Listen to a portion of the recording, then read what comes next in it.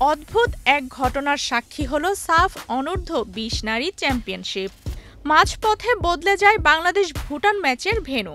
এমন নজির বিশ্বের কোথাও আছে কিনা তা খুঁজতে রীতিমতো ঘাম ঝরে গণমাধ্যম কর্মীদের।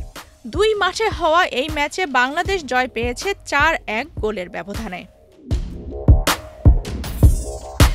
সকাল থেকেই ঢাকায় দফায় দফায় বৃষ্টি। সেই বৃষ্টিতে পানি জমে বসুন্ধরা কিংস অ্যারেনায়। মাঠ হয়ে পড়ে কর্দমাক্ত। তবে নির্ধারিত সময়েই শুরু হয় বাংলাদেশ-ভুটান ম্যাচ। নেপালের বিপক্ষে একাদশ থেকে 9 পরিবর্তন আনেন কোচ পিটার বাটলার। তবে মাঠে নামার পর 2 দলের ফুটবলাররা টের পান এমন পরিস্থিতিতে খেলা কতটা কঠিন। প্রথমার্ধে 2 দলই একাধিকবার আক্রমণ পাল্টা আক্রমণ চালায়। তবে গোলমুখে শরীরের ভারসাম্য ধরে রাখার জন্য রীতিমতো যুদ্ধ করতে হয়। শট নিলেও বল লক্ষ্যে না গিয়ে মাঝপথেই কাদা পানিতে আটকে যায়।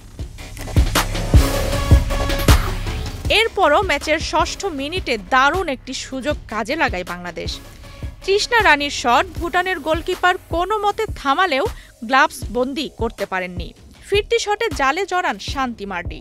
এরপর আর গোলের রিড বাড়াতে পারেনি বাংলাদেশ। বৃষ্টিতে মাঠ খেলার অনুপযোগী হয়ে পড়ায় নির্দিষ্ট সময়ে শুরু করা যায়নি দ্বিতীয়ার্ধের খেলা। 15 মিনিটের বিরতির পর 30 মিনিট পর 2 দফায় মাঠ পর্যবেক্ষণ করেন ম্যাচ কমিশনার সহ সাফের কর্মকর্তারা। এই সময় মাঠ খেলার উপযোগী করার চেষ্টা চালান গ্রাউন্ডসম্যানরা। শেষ পর্যন্ত কিংস অ্যারেনায় নয়, ম্যাচের বাকি অংশ অনুষ্ঠিত হয় পাশের প্র্যাকটিস গ্রাউন্ডে। সন্ধ্যা 6:49 মিনিটে শুরু হয় দ্বিতীয়ার্ধের খেলা।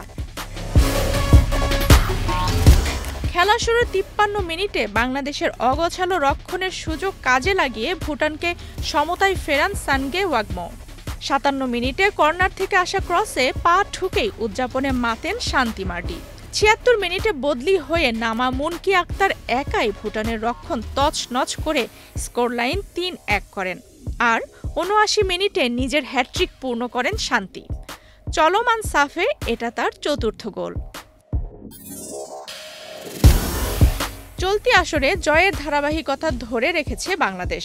প্রথম ম্যাচে শ্রীলঙ্কাকে 9-1 গোলে হারানোর পর দ্বিতীয় ম্যাচে নেপালকে 3-2 গোলে হারায় বাংলাদেশের মেয়েরা। 5টি দেশ এই টুর্নামেন্টে অংশ নেওয়ার কথা থাকলেও শেষ পর্যন্ত ভারত নাম প্রত্যাহার করে নেয়। আফসানা রিপা, বাংলাদেশ প্রতিদিন।